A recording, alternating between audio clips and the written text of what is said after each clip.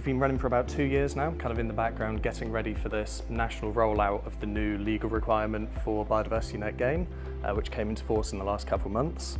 And so what we're going to go over is exactly what biodiversity is and why it's important. We'll then say what biodiversity offsetting is, and specifically as developers, what your options are for doing biodiversity offsetting if it's something that you need to do. So the start point for this presentation will be developers that have an ecologist on board. They are partway through or all the way through the planning process, site design, and try as they might, they have not been able to get a biodiversity net gain on site, may not have enough green space, may not have the size of site to do this. Typically at small sites we see in this situation.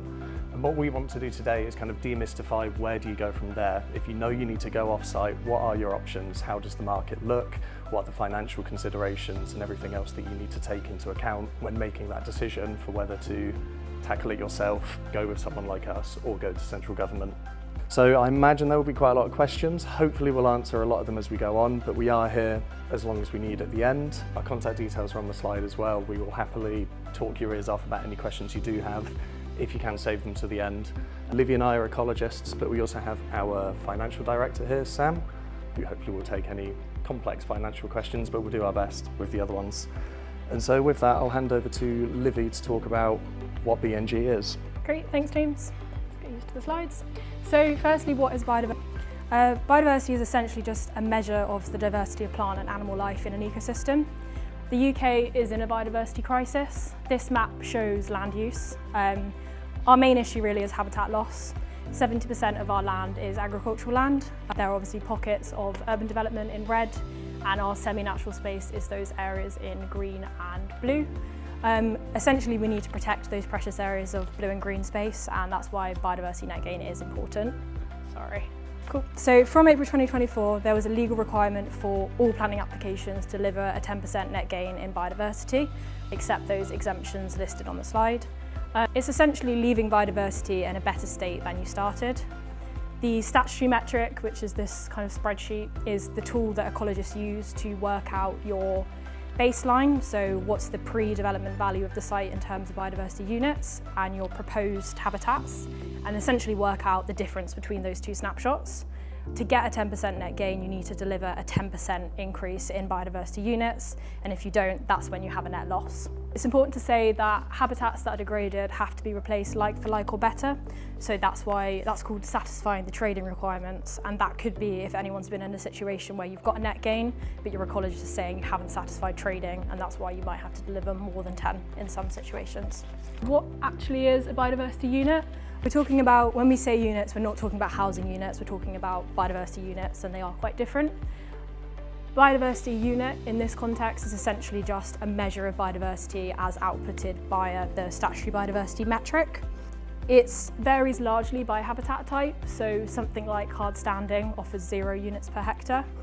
Your garden, 2 units per hectare, and woodlands, 12 units per hectare plus.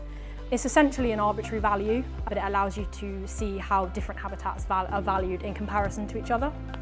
And the unit value on baseline habitats is influenced by 3 factors. So distinctiveness, condition, and location. Distinctiveness is essentially just the habitat type and how that's ranked against other habitat types. The condition is what quality or state is that habitat in, ranging from negligible to high.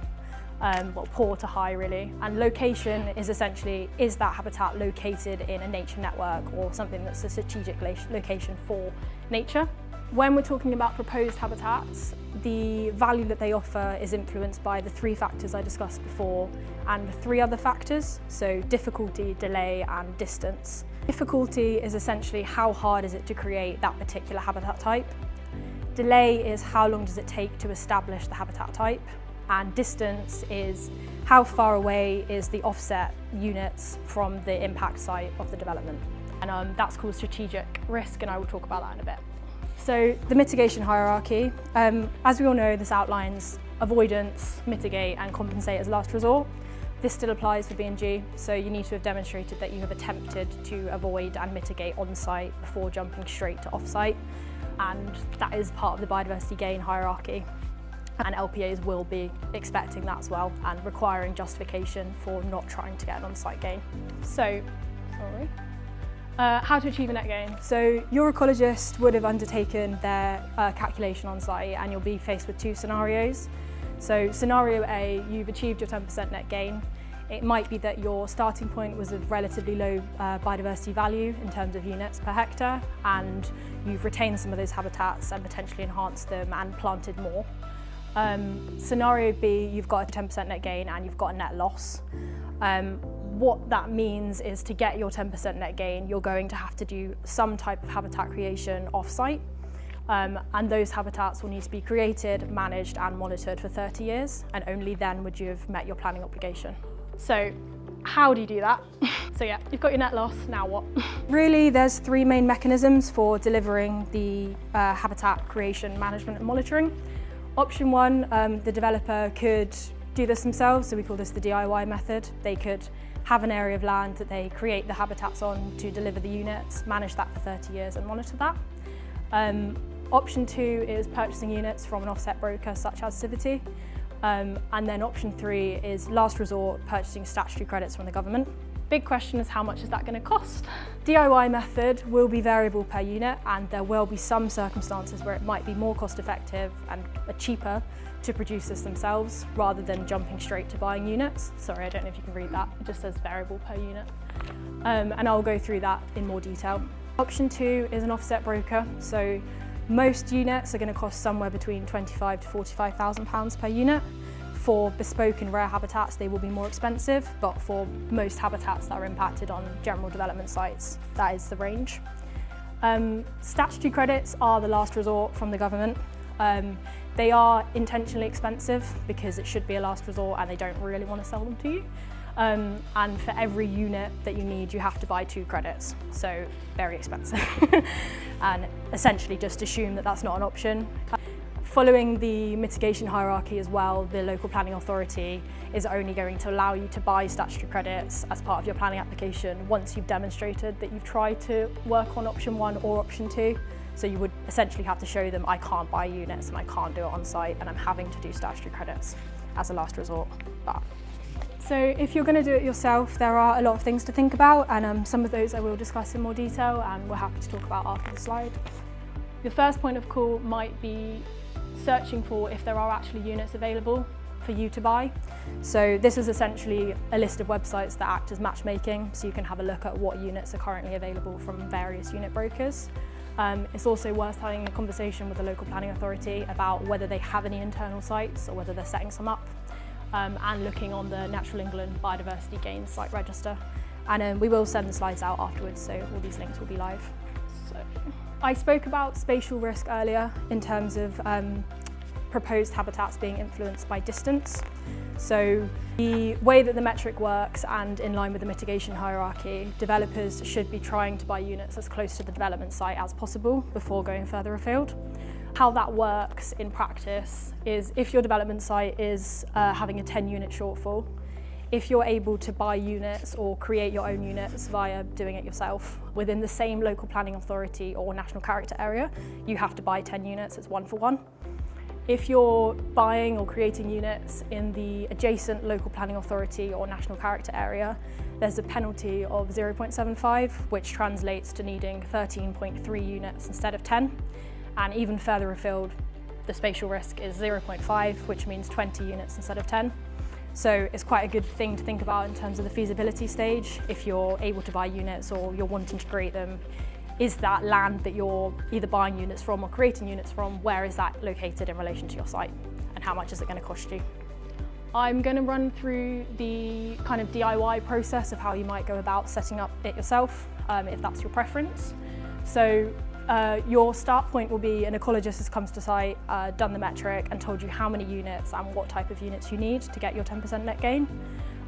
If you have other land in your wider land bank, you'll still need to get an ecologist to go to site and essentially establish whether that site's viable. So can you deliver the habitat type and number of units needed to offset the impacts of your development site? That could be cyclical if that land's not suitable. Equally, if you don't have a wider land bank, you'll need to search for land and once again establish viability, and the additional step of agreeing to purchase and lease the land from the current landowner for 30 years. Regardless of what route you then go down, you'll need an ecologist to produce a habitat management and monitoring plan, which is essentially a document that outlines how that site is going to be managed for 30 years, how it's going to be monitored, who's responsible for what. And then it will need to be monitored for 30 years. Then you would have satisfied your planning obligations. After that's undertaken, that site will need to be registered, and the offset that you're essentially selling yourself will need to be registered on the Natural England Register. So, not the easiest, but possible. Sorry. So the costs associated, upfront costs could be fruitless if you don't have land suitable. Obviously the additional lease and purchase management, your HMMP and your ongoing monitoring costs. Monitoring, if you're looking at an ecologist to do a monitoring survey and report, some are in the region of £1,500. If you consider 30 years of monitoring and inflation at about 2.5%, that's going to cost you around £20,000 across the lifetime of the project. If you're creating particularly rare bespoke habitats that need more monitoring, that might be somewhere in the region of 80,000. So if you're producing 2 units versus 40, obviously economies of scale, how you're distributing that monitoring across them. In some cases it might make more sense to buy units, sometimes it might make more sense to create them yourselves. In terms of costs associated, the local planning authority is going to expect you to have forecasted exactly how much it's going to cost you to create and manage the sites. Big institutions might be able to get away with financial forecasting, but it's very likely local planning authorities are basically going to want that money in a locked account at the beginning of the project. That means that you need to have worked out how much your monitoring is going to cost, but also how much it's going to cost you to create those habitats and how you're going to do that. So if your ecologist is telling you you need to create a hay meadow to offset grassland units, how much is the upfront fencing going to cost, ground preparation, seed mixing, hay cuts, grazier costs, weed control across the entirety of the project. And you also need to work that out with contractor rates. So whilst your plan might be for your land manager to undertake the management themselves, you don't know what's going to happen in 30 years. So you basically need to have worked out third-party costs in case you need to get someone else in to do the management for you.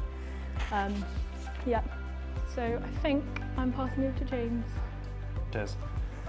So that what Lyvy just described is how to set up your own habitat bank, how to set up your own 30-year habitat creation scheme. What offset brokers like us do is basically all of that, but in the background. And there's different models for different offset brokers. Some of them will act more like middlemen who link you up with the different parties that do that. Others like us are more end-to-end services that do all of that and will have done all of that in advance, so that when you come to us and say we need this many biodiversity units, we can just give you a quote for that's how much it's going to cost. You buy them from us, it's then a clean break and you don't have to have that 30-year involvement in your scheme anymore. So the market state as it is, a lot of you might have already spoken to people like us trying to buy units, and in a lot of cases you might have been told there's nothing available yet. It is brand new, the market's expanding on a daily basis. Basically this legal requirement came at the same time as a lot of the guidance, so there wasn't massive amounts of prep time to get set up ahead of it. That's central government's fault. Local planning authorities have kind of been landed with how to deal with this as well.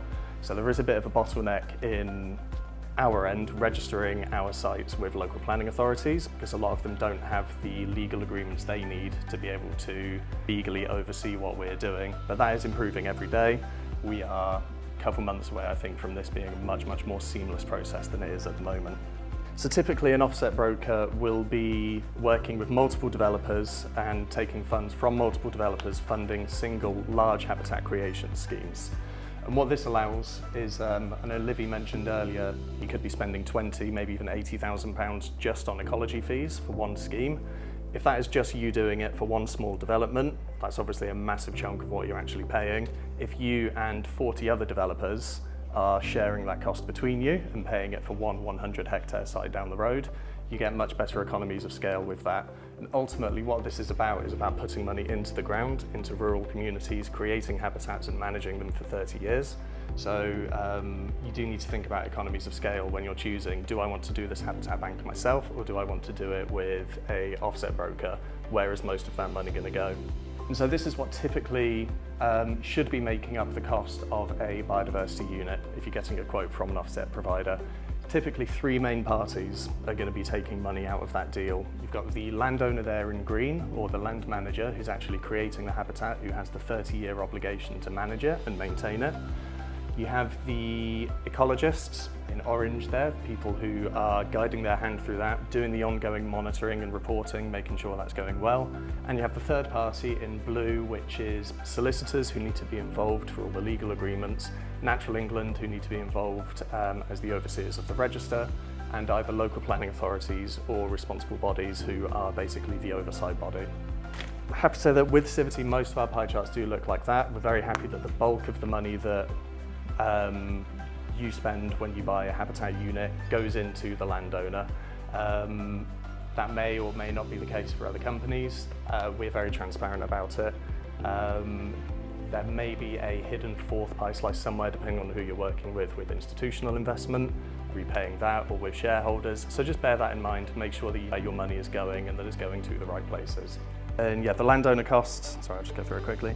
Landowner costs will be things like what's it going to cost to create that habitat in year one, what's it going to cost to manage it for 30 years.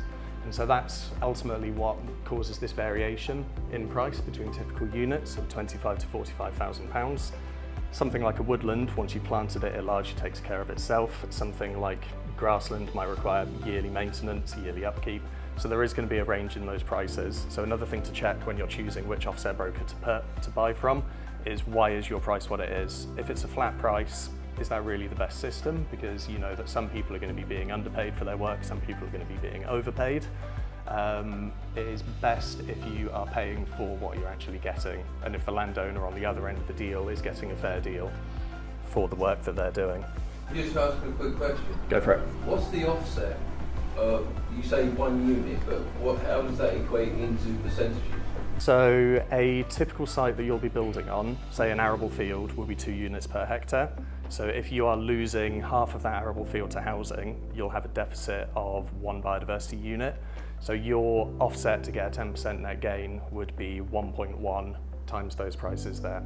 So £25,000 to £45,000. Typically, in our background as ecologists, we've been doing this for years, doing the calculations with developers. Typically, if you are engaging with your ecologist on site and you are doing the site layout, large developments more often than not have the space to get a biodiversity net gain within their red line boundary. Small developments are where it's a real struggle though. If you're only building 5 houses, 2 houses, you haven't got the room to be creating a woodland as part of your development or creating a large open area. But those will have a smaller footprint to begin with. So, they'll typically be needing to offset less than half a unit, maybe even less than 0.1 of a unit. And so obviously a big thing to factor in when you're talking to offset providers is, are you able to sell a fraction of a unit? We are, not everyone is, but that's going to make a big difference. Building 1 or 2 houses, 1 or 2 housing units, your offset requirement is generally going to be really low. It's a whole separate presentation as well, but the best way you can save yourselves money is by getting your ecologist in really, really early in the scheme design. I've lost count of how many schemes I've been working on where we're bought in late, and biodiversity net gain is a big problem because everything's largely fixed by the time we're bought in. Whereas if we'd have been bought in the start and we'd have said, build on this half of the field and not that half of the field, they could have cut their B&G requirement in half straight away. Cost isn't everything. It's obviously a really important thing. There is a bit of a perception of biodiversity net gain as an excuse to tax the development industry, which is an industry that's already under incredible cost pressure. That isn't what we want it to be there for though. What biodiversity net gain needs to be there for is avoiding the impacts in the first place, working with the ecologists, like I said, but if there are residual impacts, making sure that they're properly accounted for. Because at the end of the day, when a house, a road, a railway is built on a field, that field is gone forever. So it does need to be properly accounted for, and that's why there's a 30-year scheme in place. But it's a legal requirement. It's the Environment Act has done this, so if you get it wrong, there are legal ramifications, there are enforcement powers through either local planning authorities or through these responsible bodies that are coming out of the woodwork. And so basically you need to get it airtight, it needs to be right. When you are buying biodiversity units, you are essentially buying a promise from someone like us, so another offset provider, and you need to make sure that that promise is deliverable. And if it isn't deliverable, who's at stake? Who's liable for the fact that it's gone wrong? We have all seen stuff like this. This is 250,000 trees planted as part of a highway scheme. Through whatever reason, all those trees died. under Biodiversity Net Gain, you would be liable for redoing that, so a lot of sunken costs to begin with, the PR implications, and back paying however far through your scheme you are. So if that happens 5 years into your 30-year scheme, you're back to year zero. You've got to keep going for another 30 years and rectify that damage plus interest. So it is really important to get it right. And when you're choosing whether or not you want to create your own habitat banks or work with someone who has ready-made habitat banks, an offset provider, one of the really important things that's going to come into it is your personal style and your company's style. Would you rather are you the kind of company, the kind of person who wants to be in charge of that personally so you can make sure that doesn't happen, or do you want someone else to take that risk? And that is something to think about. In short though, you can kind of summarise it as don't be a responsible party. Do not find yourself being a responsible party if you're not in charge of meeting those targets. Don't buy that promise off of someone else, but be liable if they don't deliver. So really make sure that that is something that's properly fleshed out in any deal that you're making with an offset broker. Make sure that they are actually taking the liability, not leaving you with it. Excuse me, is your company taking the responsibility then? Yeah, I'm an ecologist, not a good salesman, I should say. We do that. So yeah, we take all the liability. If you bought a unit from us, it's a clean break. It's a promise, not a contract. It is a contract. Yeah. It's a contract. It's legally secured by either a Section 106 agreement or a conservation covenant, and we make ourselves the responsible party on that, so that, yes, if it goes wrong, it's on us. But more importantly, and this kind of speaks to company ethos, we're an ecology-led company that are doing this, is we are good at this stuff. We're good at creating habitats. We've been creating habitats management plans. We've got the expertise for it, and we're very, very tempered in our targets that we set as well. So we always aim for the highest. We always aim to do the absolute best we can, but we're not going to make as much money as we can by promising the world and then falling just shy of those targets. We are setting reasonable targets. We've got lots of contingencies in place for this.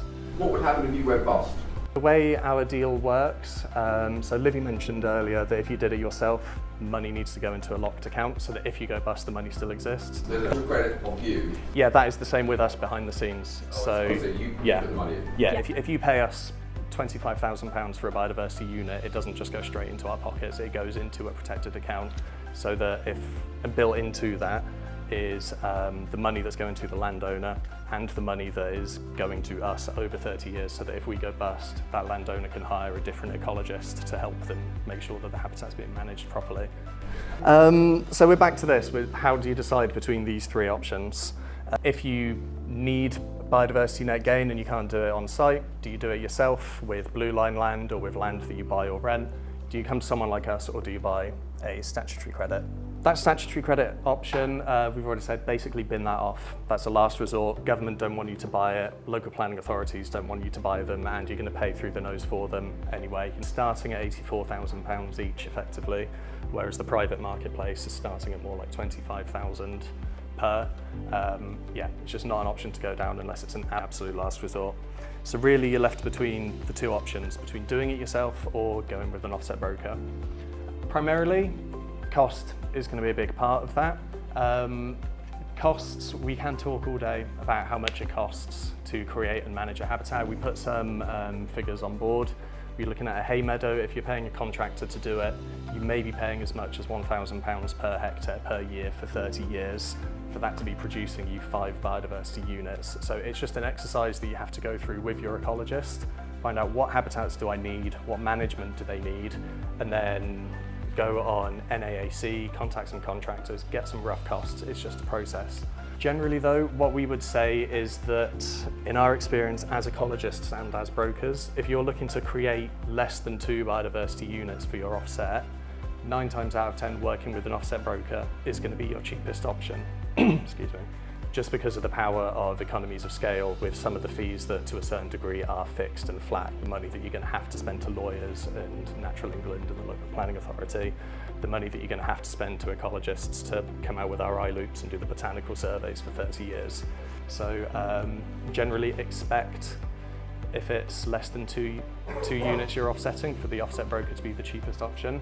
I would say as well, it's a much easier option to find out how much it's going to cost in the first place. So I wouldn't start with that big orange spreadsheet of looking for land. I would start with having a look for what offset brokers are around to see what the price is. You might be pleasantly surprised. As well as the cost though, you do have to factor in whether you want your company wants external responsibility over the scheme or internal. With us, like I said, Civity, it's completely external. We take on the liability and the responsibility. There might be other brokers out there who have a more hybrid approach, or your company might want the positive PR, might want the ongoing involvement with creating these habitats yourself. You might know that you've got a lot of development coming up in a certain area of the country. It might be worth investing in setting up one big habitat bank that you can use so you don't have to come to people like us. And then you can be the beneficiaries of the economies of scale personally rather than third parties. Concentrating now on, because we're self-funded, we don't have institutional investment, we're not buying land, we're concentrating now on setting up a few habitat banks well, getting a really good proof of concept, having them being self-funded, and then looking to expand into other stuff like that. But there will be other companies out there who will, a lot of ecology firms will very happily take care of management of a habitat if you've got it set up. And there is the whole other half of our business as well, which is focused on what we are doing already, have been for the last 2 years, finding landowners who want to create these habitats so that we can then get them set up and registered and have them selling to developers. And yeah, whether or not you actually own land or have the capacity to buy or rent land, that is something you obviously need to factor in for can you create your biodiversity bank. At the very least on this site, you're going to need to reserve this percentage of habitat and manage it to get your Biodiversity Net Gain requirement. So you can find out from a very early stage before you've even specified how big your footprint needs to be, whether or not a net gain is even remotely feasible in that land. Now what they might say, they might be a little bit caveated in that. They might say, based on aerial imagery, it looks like you might have semi-improved grassland. I need to do a site visit to tell you exactly how much land you are going to be able to build on before BNG becomes impossible in your red line boundary. But it is something that you can do from quite an early stage and forward think to. As for getting to the stage where you are categorically proving to the local planning authority that biodiversity net gain is impossible here, we need to buy units, that is going to take more than just the ecologist's involvement, because the local planning authority is always going to be able to say, well, your ecologist says if you retained 80% of the floor space on the site, you could get a biodiversity net gain. Your ecologist shouldn't then be delving into, oh well, for financial reasons, for housing requirement reasons. That's for the rest of your planning team to say, look, this is an impossible development if we've only got 20% of the floor space to work with, but it's a development that's needed in the area because of housing requirements, because of financial stuff.